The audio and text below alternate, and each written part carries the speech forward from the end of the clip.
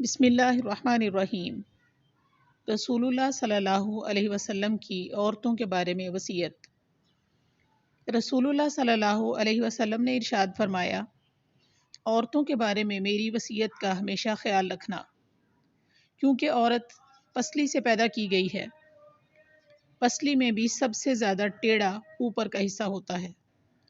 اگر کوئی شخص اسے بالکل سیدھی کرنے کی کوشش کرے تو انجام کار توڑ کے رہے گا، اور ایک اور حدیث میں ہے کہ توڑنے سے مراد اس کو طلاق دینا ہے، اور اگر اسے وہ یوں ہی چھوڑ دے گا تو پھر ہمیشہ ٹیڑھی ہی رہ جائے گی۔